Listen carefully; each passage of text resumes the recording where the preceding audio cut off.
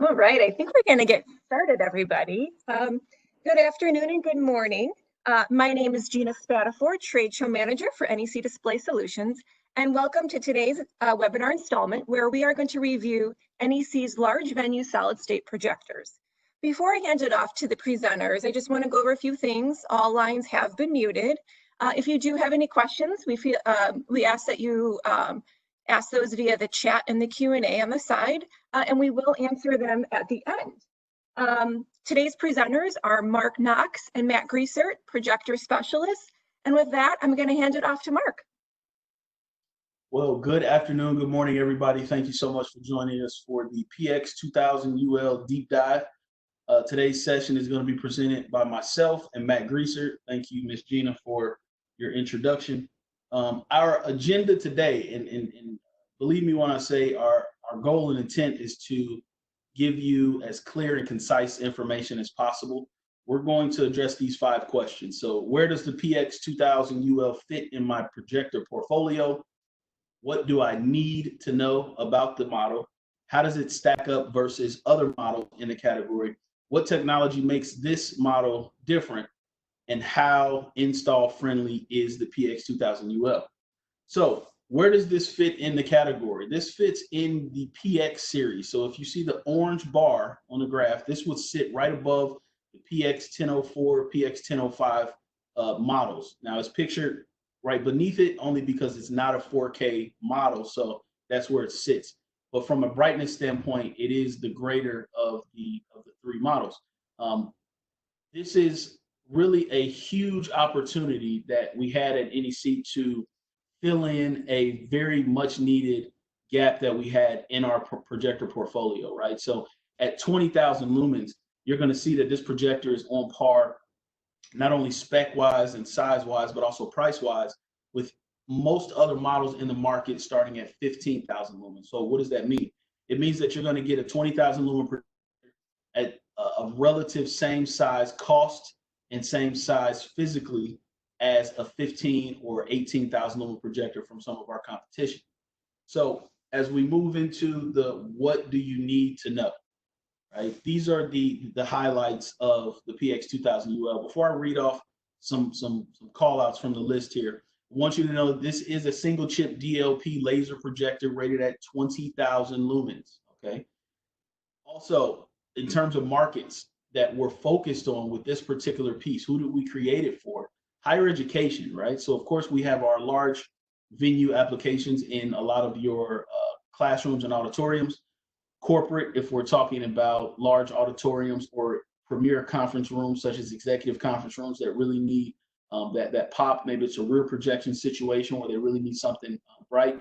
House of worship, right? We're talking about very large screens in mid to large size churches and temples. We're talking about rental staging, something that single chip DLP has always been great for because it is durable in terms of being able to be installed and deinstalled, on the fly, as well as retail. So you might ask, well, how is this used in retail? Well, of course, it being a very bright projector, that always is an opportunity for rear projection, window facing in conjunction with film for digital signage, right? So film on the actual glass.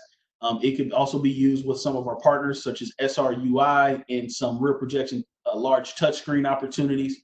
And then, of course, one of the great things that's being done today in corporate is going to be your floor projection, whether that's wayfinding or just general information, right? So projecting on the floor via the ceiling. So single chip DLP, RB laser red assist. Matt Griesert is going to cover that for us. 20,000 hours of laser life. That's 20,000 hours of laser life at maximum brightness, and that's to half life, right? So in a 20,000 hours, essentially this projector will be half as bright as it started off. WUXGA resolution, so that's 1920 1200. And I don't want that to scare you. I've been getting a lot of requests lately for native 16:9 projectors. And really, instead of offering a native 16:9 projector, we'd rather offer a WUXGA projector or 1610 model with the ability to lock in 16:9, right? So we're going to give you actually more pixels, more surface area on that particular chip to give you the option to do either or, right? Depending on the source, 16.9 or 16.10. Well, with this model, you can do both. 24/7 usage, again, with that single chip DLP, 24/7 usage is going to be a standard feature for this particular model. Flexible placement, motorized optional lenses, horizontal lens shift, all the things that you've come to know from projection in the 21st century in terms of flexibility. This model has the ability to do that. Built-in edge blending, as well as tiling and stacking, and we'll get into some applications where that can be useful here in a moment. And then, of course, the premier digital inputs, right? HD-Base-T, HDMI, DisplayPort, DVI-D, and 5BNC. So moving on to a couple of the mechanical drawings. We like to show you these because we really want you to get a feel for the projector. Want you to get in a mindset of where you're going to put this thing, how you're going to place it, what type of enclosures you're going to need, what type of mounting systems you're going to need, where the connections are, power requirements, so on and so forth. This is a 220-volt projector. However, it does have the ability to run 10,000 lumens with 110 power. So you can run a single line to this unit, but you will get 10,000 lumens, right? So maybe that's something that you're looking for in terms of just longevity, but that is an option. You can see here on the bottom right-hand side that the power, the hard switch, and all of the connections and control panel is all located on the same side of the unit. So there's not a situation where the power is on the back or the buttons are on one side and the input panels on the other side. This gives you, again, the option to conceal all of that based on it being all on the one side of the unit, right? So when you're thinking about how you're going to mount this, how you're going to do your wire management, how you're going to do your enclosures, everything's conveniently located on the same side of the projector. So let's get into the comparison. This is the comparison of, like I said before, the other models in the marketplace, their prices, street prices. Let me make that explicitly clear. These are street prices, and how that stacks up to where we are. So we're in that first column, PX 2000 UL. You'll see from Digital Projection and Vivitech that there's very similar models in terms of the technology, right? So you'll see that Digital Projection also has a unit that is Blue plus R Assist that is rated for 18,600 lumens, right? Center lumens is 21,000. However, your ANSI lumens is going to be 18.6, and then you can see the price point on that. Moving all the way down to where we find our most formidable competitors in this category, which is Panasonic, using a 3-chip DLP. 20,000 lumens is listed right under $85,000.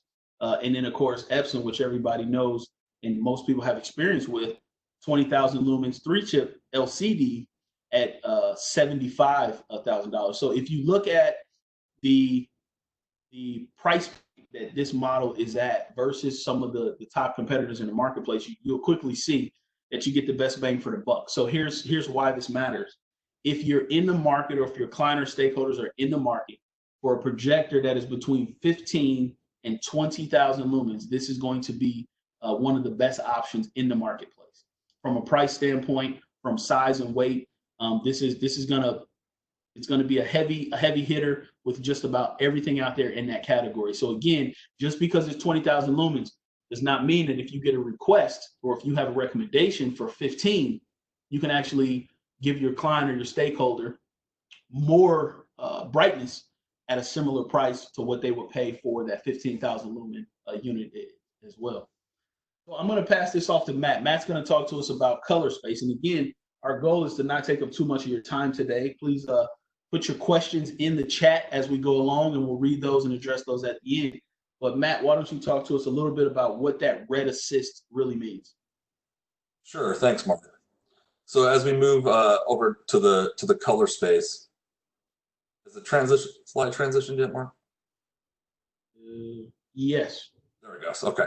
Okay. So, like Mark said, color space, and he did talk also earlier about the red assist laser.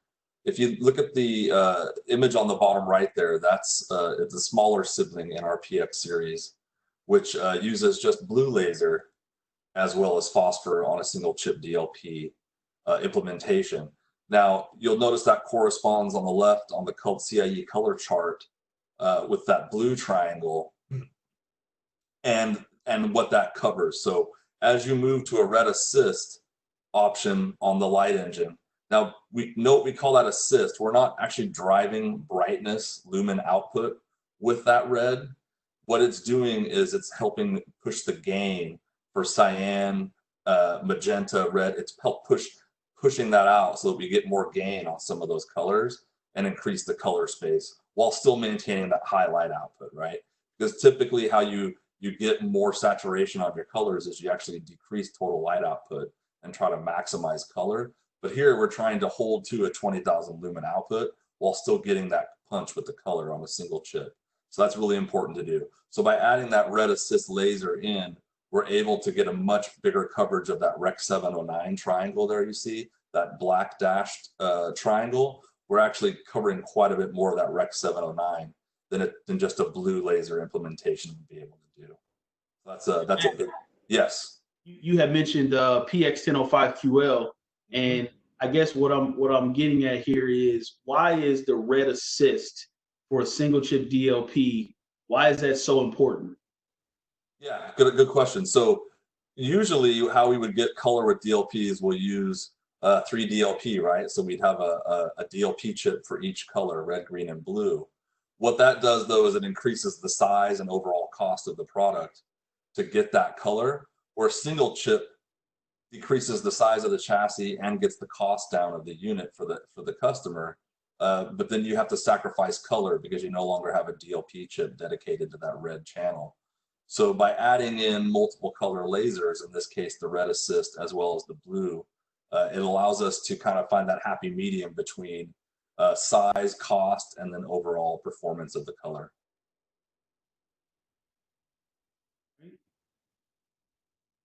All right, now we'll move on to kind of, we wanted to touch on the functions of this projector, why it's so right for the market, like Mark mentioned earlier. And one of those things is applications maybe like in an arena or on an edge blend in a museum. Those are not things you want to go down in the middle of an exhibition. So with the laser technology, you get some redundancy built into that, right? So in the past, a lot of those applications, there was a lot more risk involved in case a lamp went out. And for some of those real critical applications, those organizations would replace those lamps quite a bit more often than they would have liked to, right? Just to minimize the possibility of a failure. So with laser, the upside there is, this unit's going to use many dozens of laser diodes.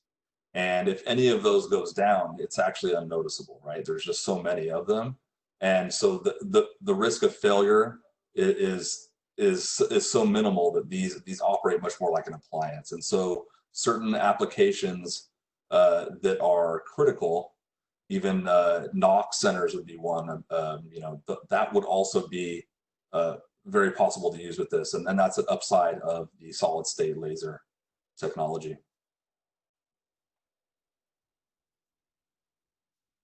Now let's touch on lens options. Mark talked about how this is in a space. Rental staging is one of the big applications for this unit. I mentioned museum. So a lot of the applications where you're going to use this projector, you might want it to be on a ceiling shooting downward, in which case you might be fairly close, or it might be clear across a very large structure, right? You might even be outdoors shooting on the side of a building. So important thing here is there's no gaps in our lens options. And if you see there with the NP45ZL, that goes down to sub 1 throw ratio. So it's at 0.9 to 1 throw ratio. You can get quite close and still have a very large image. And then as you move up, they're fairly easy to figure out, right? We go to 46, 47, 48, and 49. And at 49, you can see it peaks out at a 7 to 1 throw ratio. So there are no gaps in there. Those where one drops off, the next one will pick up. So there is a lens for pretty much every application you would want to use this for. And then, Matt, yes, go ahead. What's the quick rule of thumb on throw ratios in terms of screen width? As far as distance? Yeah. Yeah, so quick rule of thumb on that is if you do need our help, if you are looking at this, don't, like we talked about, don't look at vertical, don't look at diagonal screen size. look at your width, and then your distance to the projector, that'll give you the ratio. So if you say, hey, I want to be 30 feet away from my screen, and my screen is 10 feet wide, that's a 3-to-1 throw ratio, right? So your total distance from your projector lens, and then your width of your screen in a 16:9 or a 16:10, definitely the width, not the diagonal. Yeah, thanks. And I just wanted to add here too, you see that the NP47ZL is noted as being the standard lens. There is a bundle available for that particular lens. You would just do NP-PX 2000UL-47ZL as the bundle. Let's talk about some of the connections, Matt. Yeah, so let's jump in on this. You can see there's everything on the side of this projector, like Mark talked about. The controls up top there are also on the same side as the input. So everything you need to hook this up and control it physically next to it is right there. Let's start top left here. So you've got two 12-volt triggers if you want to trigger a screen or any external hardware. PC control, this will be your RS-232 control, pretty standard. And then you have all your 5 BNCs there, your analog BNCs that Mark talked about earlier. That's a good addition. A lot of installations that you'd be replacing this with a large 2 or even 4 lamp unit. A lot of those older installations are going to be hooked up with BNC. So you have the option of not having to convert that over, but just hooking it right back up. Then you've got your computer input and then your monitor output. So you've got your VGA inputs and then out. And then also this one's kind of exciting on the far right here. You'll see 3D sync in and out. And you say, well, why would I? Some people will smile when they see that. This actually, you could do a 3D application with this and have a projector dedicated for each eye. So that's pretty exciting. You can sync them up in and out and actually control those with it'd be a pretty neat, I'm thinking like outdoor cinema application or something like that. Now, please note this is not a DCI cinema rated projector, but you could do some 3D applications. Mark mentioned earlier to me simulation.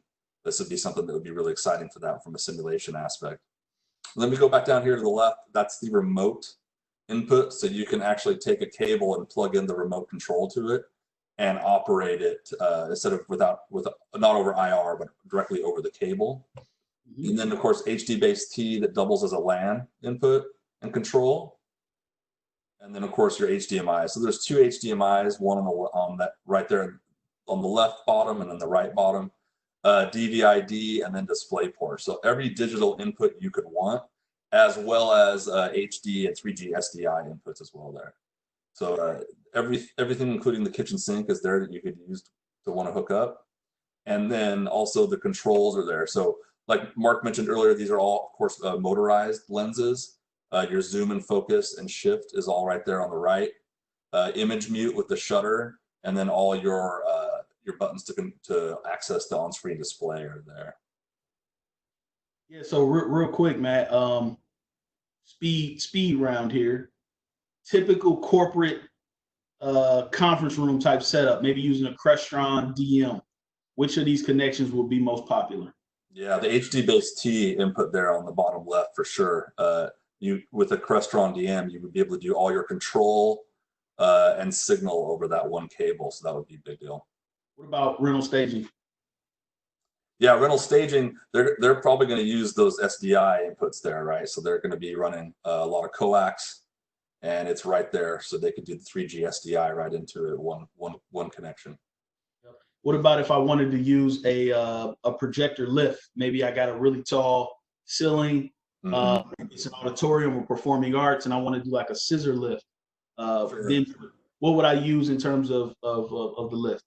You have multiple options there. You could either have that in conjunction with your control, which might be running off the RS-232 or HD-based-T, or if you want to go a little more low tech and some even existing scissor lifts that are installed, you might use the trigger. So you might have power the unit on, and that would hit the trigger, and then that would tell the lift to go down. So that would be also legacy applications that would be out there. Yeah, thanks, man. So we talked earlier about the size of the projector and how it's comparable to a lot of the other 20,000 lumen and even 15,000 lumen models in the market. You want to go over the size of it. I know this is probably a slide that's not very exciting.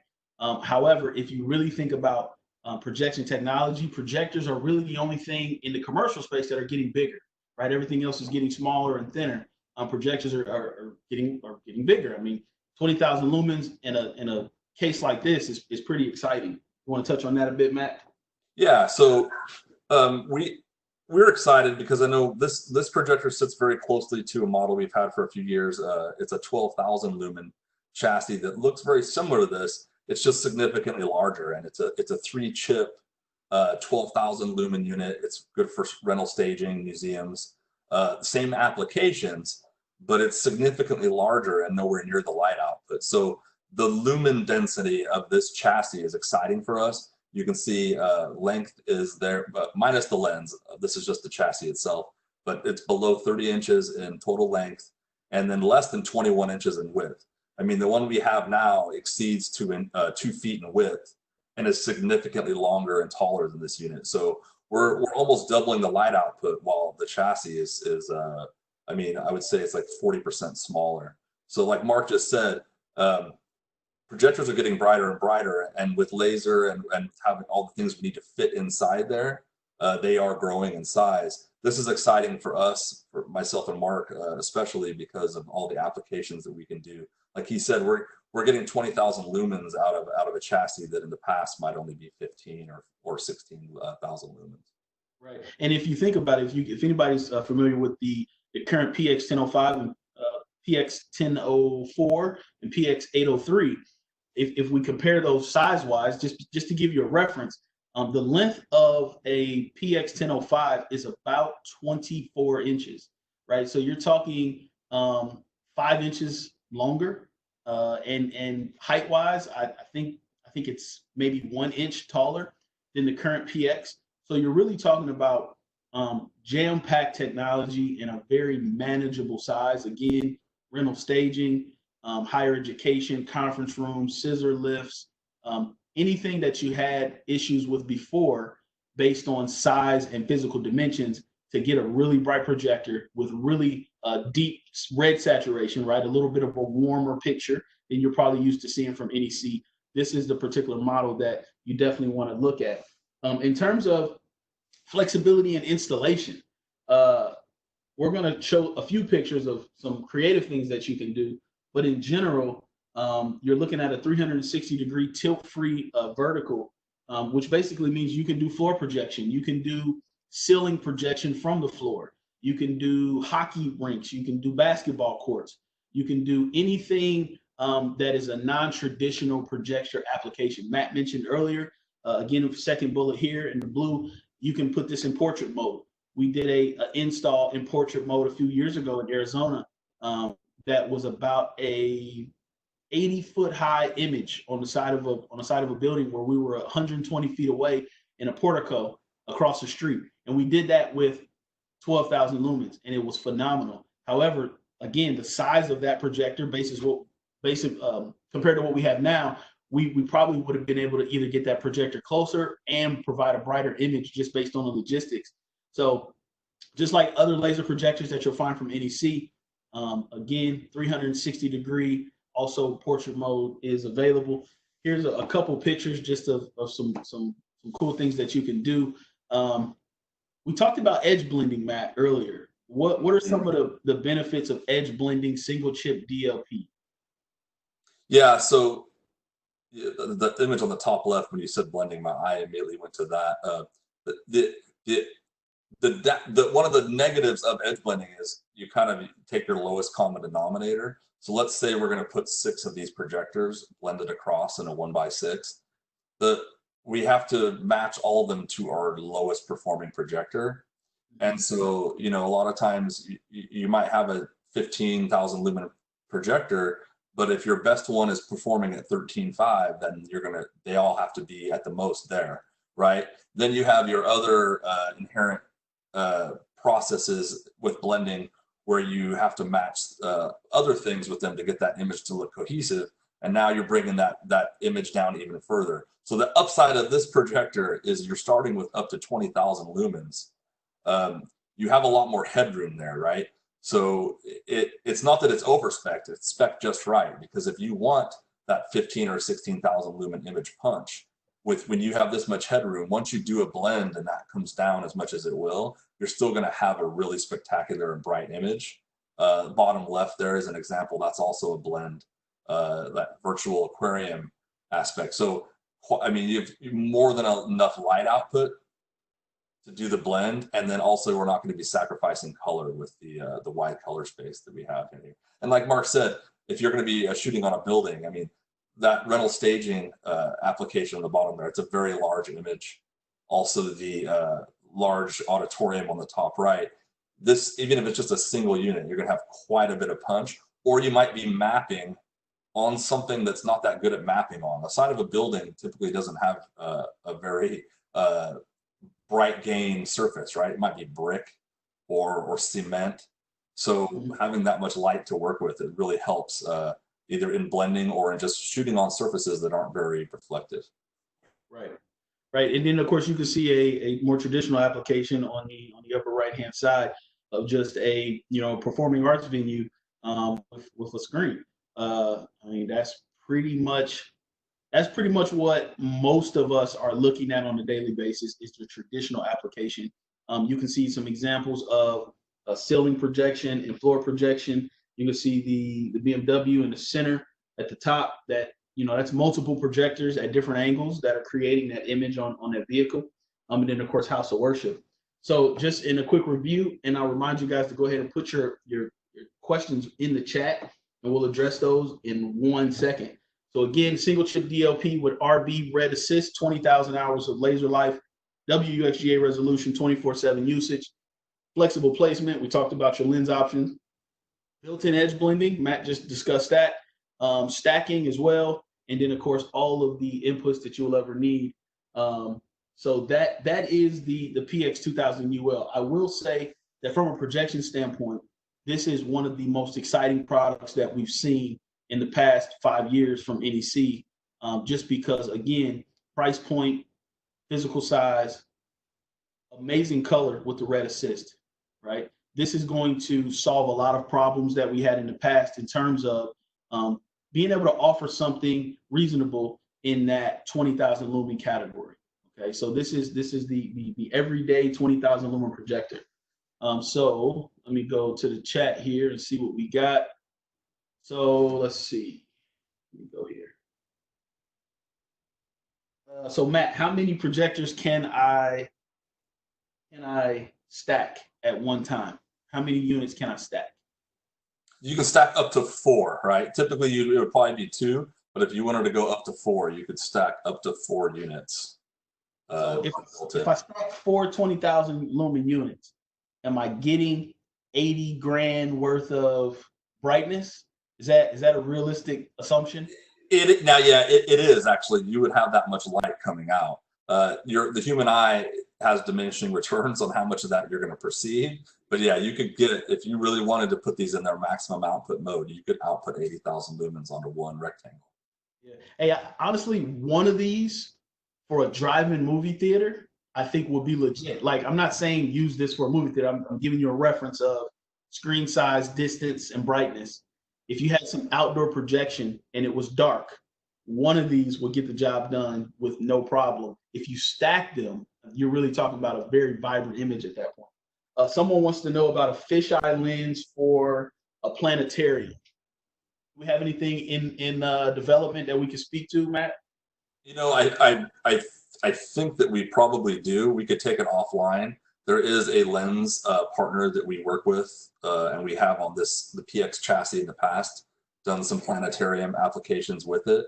So that's something definitely let's follow up, and we can discuss the options for that for the fisheye. But yeah. Okay.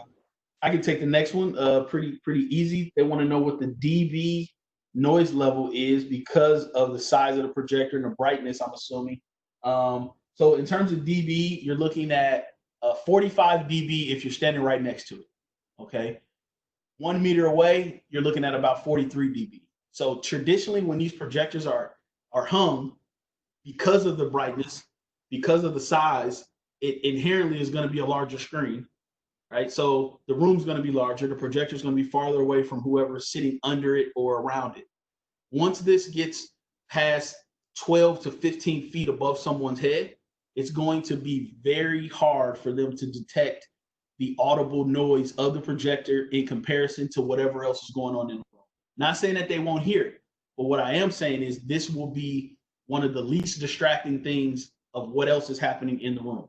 And I can say that confidently, again, because we've tested this unit, and it's a testament to what we do at NEC in terms of engineering. Is we actually focus on the pitch of the sound that the fans make versus the overall dB. So a lot of companies just focus on dB, they measure dB. We measure pitch.